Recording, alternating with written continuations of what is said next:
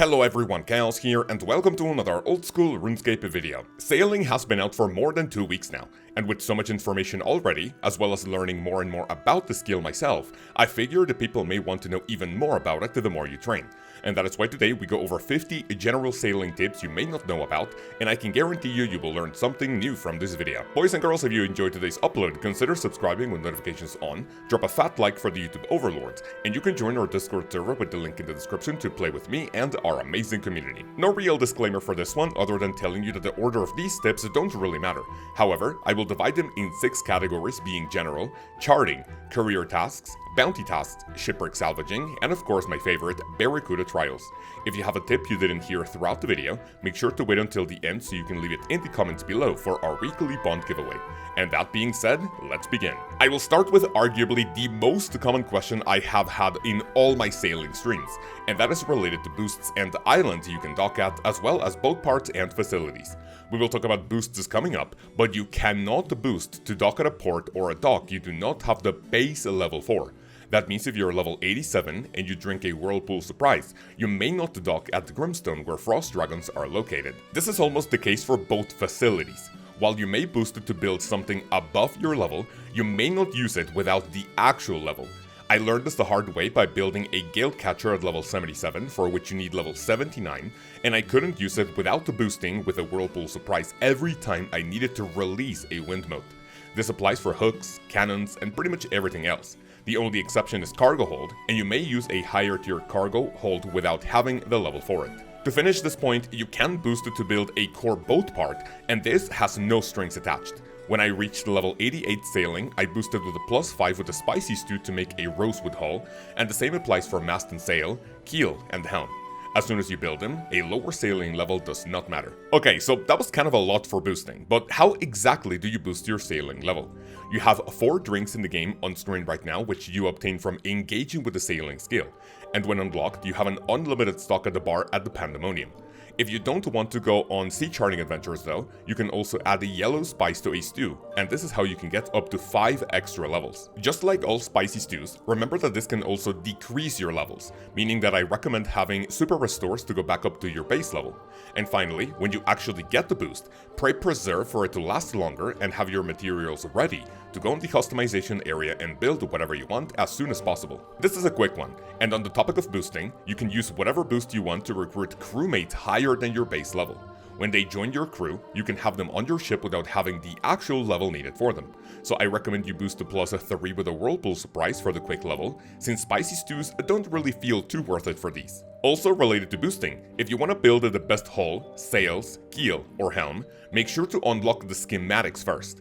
I say this because when I was boosting from 88 to 93 to make the rosewood hull, I got the +5 boost very quickly, and when I went to build the hull, I forgot that I hadn't gotten the schematic and I wasted like 40 more minutes getting more spice and coming back to try to build it again.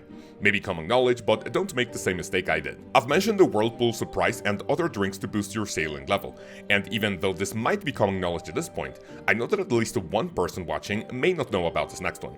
If you build a keg on your boat and add 25 of a certain type of drink, it will then have unlimited drinks if you use an empty beer glass on it, and you and your crewmates will get passive effects from each of these. The last thing related to these drinks is that if you pay 1 cider to an NPC called, I'm 100% certain I'll butcher this name, Sleeve McDykel, he will change your boat's name to a random combination of 2 words.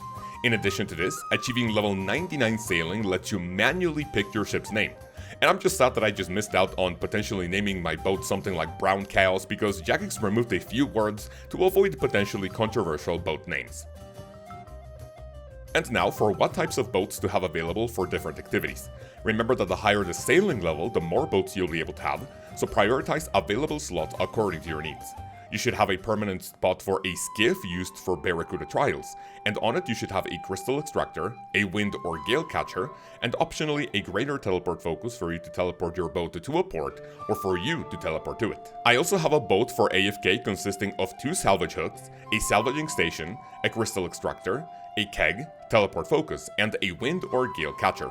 I have an additional boat for combat pretty similar to the one for salvaging, but replacing the hooks for cannons. And in the near future, I will build one optimized for fishing containing high tier fishing nets, a chum station, and a fathom pearl. In order of importance, I would say you have a skiff for Barracuda Trials, a sloop for salvaging, a sloop for combat, and another sloop for fishing. Related to types of boats, we have their stats. Remember to check the upgrade board to see how different parts affect your ship, more importantly regarding speed and resistance.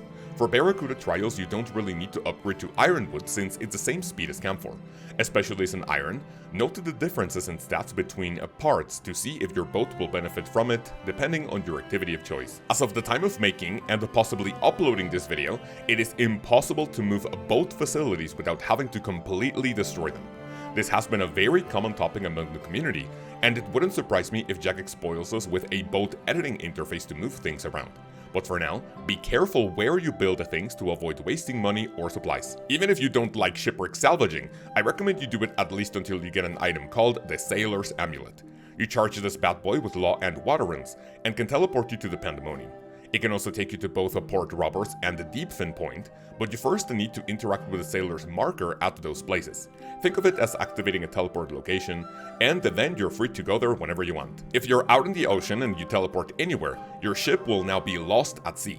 To recover it, you need to go to a shipwright and right-click Recover Boat to pay and have it teleported to your current location. If you have the teleport focus, you cannot cast the boat summon spell, since this only works when the boat is docked at a port or a mooring point. Moving your boat like this means you will lose everything in your cargo hold, so make sure there's nothing important there. Something I feel is a little inconsistent at the time of making this video is that if you last docked your boat at an actual port, you go out in the ocean and then you log out. Logging back in will have you at the exact location. However, if you dock at a mooring point, which could be a little island for example, and then you go out in the ocean, logging out and back in will teleport you to the last mooring point instead. I've seen a lot of questions about this one, so this is how it works for now. Last on this category, unless you were a maxed account or you want to max in Oldschool RuneScape, level 99 sailing is not really needed. At this point, and maybe for a long time, the highest sailing requirement for new content is level 87 to kill frost dragons at the Grimstone. So unless Jagex adds more content in the future, this is all you need to access all the content sailing has to offer. Let's move on to charting the ocean. For it, I recommend getting 2 Runelite plugins being Wikisync and another one simply called Sailing. Both of these will work together to show you which charting locations you have yet to do, since this works like League tasks, and Runelite will grab your current progress to sync it to the wiki. And you can even access an interactive map showing you your locations that you have charted and which ones you haven't. You have a handful of charting locations which require a raft because they are hard to reach for a skiff and a sloop. So check where these are, and then you will never have the need to keep a raft on your dock anymore, unless Jagex adds more charting locations like this in the future, which I doubt will happen. One of the sea charting activities is prying crates open. They contain rum you can drink, a lot of which is either harmless or have a cool effect. When you try to drink some of them, the game will tell you that they are dangerous, and oh boy, some of them actually are. So especially if you're hardcore, a UIM, or a Snowflake account, remember to have all of your bases covered before you drink these. You don't want to be like this UIM who wiped from drinking one of the dangerous beverages, so check the wiki for their effects and be ready to face them. When you use the duck to chart the currents of a certain location, make sure to go at half the speed. It's like memes that go something along the lines of, when you are out on an escort mission, and your character runs faster than the NPC, but walks slower than what they move, or something like that. Don't move too far ahead of the duck, but don't fall too far behind to fail the chart. By far the most cryptic thing added with sailing were riddles given to you by mermaids, which let you dive to chart the bottom of the ocean or something like that. For this, make sure to have the wiki open because I have no idea how people were figuring some of these out, and we are out here for efficient charting, not to spend the 10 minutes to figure out a riddle. Or maybe that's something you would like, who knows. At level 57 you can do the highest tier of sea charting activities, measuring weather patterns. The sailing plugin has you covered with these two, and it's basically like the hot or cold clue steps. When you start one of these, you need to go to a specific location and use the tool to chart the weather to complete the task. Some of these require for you to be on land, so be ready to disembark for some of these. Let's move on to Courier Tasks. For this, I also recommend you activate the Sailing plugin, since it will draw a line you can follow for the quickest route from point A to point B. It helps turn your brain off if you want to chill XP gains. Courier tasks are what you will be doing for the early levels, and I strongly recommend you do not pick tasks going from mainland to Zaya or vice versa, if all you have is a raft. These will take an ungodly amount of time, and the trek there can be quite dangerous for not a ton of experience per task. And speak of experience, you gain XP based on the level required for the task as well as the distance. From personal experience, it feels like it's better to grab a task far away from your starting location, not from mainland to Zay or vice versa like we said, rather than a higher level. But I encourage you to give these a try to see if you like them enough to engage with them on your way to 99. Something I was doing for the early levels was picking up tasks at intermediate ports if going from one to another. For example, going from the Pandemonium to Catherby, you might want to stop at Brimhaven to see if there's any task that has you delivering cargo from Brimhaven to Catherby, so you can double dip on the journey. On the other hand, you can grab tasks that take you from Catherby to Brimhaven, and from Catherby to, let's say, Port Sarim. So you can deliver crates at Brimhaven first, and then Port Sarim to gain experience at the port the farthest away from you. When you're able to hire crewmates, make sure to prioritize members with a high deck handiness stat.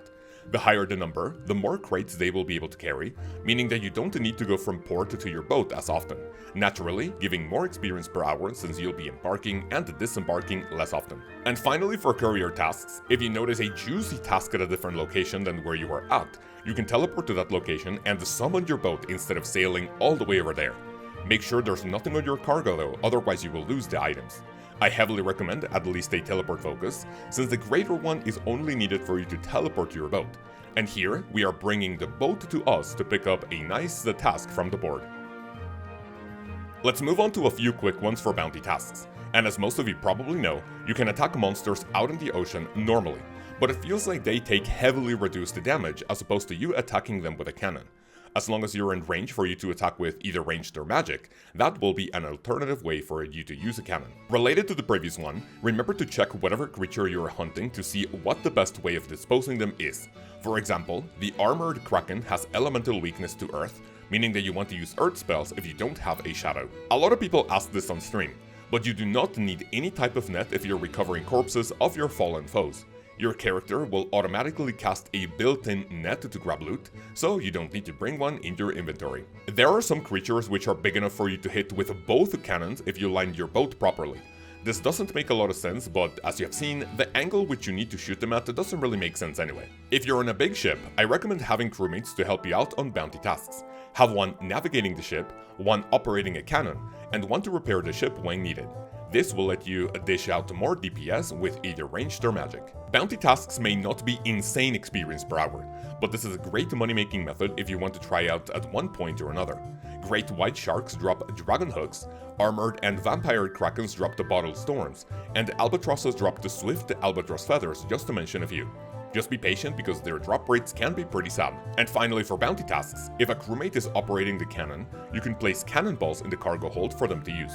If you are operating the cannon instead, then you're good to have the cannonballs in your inventory, since they will be taken from there instead. Moving on to Shipwreck Salvaging, whether you have 1 or 2 salvaging hooks and crewmates to accompany you on your journey, you can assign them to the hooks depending on their level of deck handiness, and the higher the level, the higher the percentage experience you can get when recovering salvage. The best crew member to do this is Cabin Boy Jenkins, since he will give upwards of 70% experience at a salvaging location. He can operate up to a dragon salvaging hook, and the lower the deck handiness stat a member has, they won't even be able to operate higher tier facilities. On screen right now you are seeing a spot to double salvage merchant ships at level 87. You can get upwards of 110 to around 120k experience per hour with minimal effort, so look for great double spots to avoid moving your ship too much when sailing. At the time of making this video, the crystal extractor still works to get 600 experience every single minute. Jagex has said that they want to do something about it, like redistributing experience when interacting with a ship, but until this changes, make sure to abuse for additional 36k experience per hour while you AFK. If you have multiple crewmates on board, you can assign someone else to the hook you are operating when cleaning the salvage. You can also do this while emptying the cargo hold, since they will continue to gather supplies when you clean. And finally, for salvaging, depending on what spot you are at, you will get important items, especially if you're an iron, which you can then use instead of dropping. For example, irons with a Ring of Suffering could enchant sapphire rings from pirate salvaging locations to add the charges to it. And you can even bring a gem bag, herb sack, a seed box to places which drop these items. Moving on to my favorite, which are Barracuda Trials. You can only do these on a skiff since a raft won't be strong enough to withstand the rapids, and the sloop will be too big to maneuver comfortably. I've seen a few big boats at some trials, but I wonder if they were just testing it out. Have you accidentally clicked on your helm when doing a trial? If you're on run light, shift right click the helm and change the default left click to move here. This way, if you accidentally click on it, you won't stop navigating. Menu entry swapper can also be used on the button to reset the trial. Shift the right click quick reset for you to click on the button on your top left of your screen, and you won't need to confirm if you actually want to reset, so you just need to one click to do it. Especially when on the Marlin trials, I recommend downloading the Tile Packs plugin. Search the course you are currently on, and you'll find the tiles indicating optimal route for all 3 time trials. This was not available for most of my training, and I just used the object marker plugin to color the crates according to the route I was on. You want to have the crystal extractor next to the helm, otherwise your character will stop navigating to activate and harvest crystals. I am making this video on Wednesday the 26th, and in today's update, Jagex made it so the crystal extractor progress resets upon starting a new trial. Higher tier sails keep a speed boost for longer durations. What I do to know when I need to use the wind mode again is setting my visual metronome to the amount of ticks the speed boost is active for, and then reset with the spacebar when I activate it. Alternatively, you can see how long the mode is active for in the boost information plugin, but I find this number a little bit too small. I recommend you learn the route for the swordfish and the shark trials quickly so you can get up to the Marlin rank, and for it, you may want to reset these until you get the time to unlock the better experience per hour method at your current level. On the other hand, when you unlock the Marlin trial for each course, especially at the Gwyneth Glide, make sure to build up the muscle memory to have a good route instead of you wanting to beat the time as soon as you can. Doing it this way will have you resetting up to several hours, and it's not worth at all the experience you will lose rather than simply practicing to get better. Whenever you encounter some tight turns, make sure to use the buttons on your interface to go slower whenever you feel convenient. Especially on the Gwyneth Glide and using a rosewood hull, there are parts for which the ship goes so fast that you might get stuck if going full speed. Before you continue the Gwyneth Glide, and if you have the level for it, I recommend the docking at Yinsdale, which is a small island west of the starting location for the Crystal course, since logging out will put you back at the port in Perfinis. With a teleport focus though, you can teleport to Yinsdale and back at the course in just a few seconds. I would personally suggest that if you're already more than halfway across a course, and if you miss a crate, it's better to just turn around rather than resetting the course. This is not the case for the Gwyneth Glide, because if you miss a crate and go through a portal, it will be extremely convoluted to get back. And finally, you might notice that clicking on the crystal extractor has a delay before you can grab a crystal for a wind mode. This has a delay of 5 ticks, so make sure to line up your boat properly to avoid moving for 5 ticks, so you can reset the crystal extractor, and to try to do this every time you can for more experience per hour. So boys and girls, that's pretty much it for this video. I hope you enjoyed and you learned something useful. If you did, tell me your #1 sailing tip in the comments, even if I already mentioned it. And if you include the term RSN and your username in your comment, you'll be entered in our weekly bond giveaway, for which we will pick a winner on Friday's stream. A massive thank you to all the people you see on screen for supporting this channel monetarily, which helps me feed my family with beans, as well as contribute to a local animal shelter every month. If you like what I do here, click the join button below to see all of the cool perks and benefits you can get in the videos, in the live streams, and of course in the Discord for a monthly fee. In the next one, we will go over all of the new training methods added thanks to sailing, and give you experience per hour for each of those. For now, I hope you have an amazing day, have an amazing week, and I will see you then. Peace.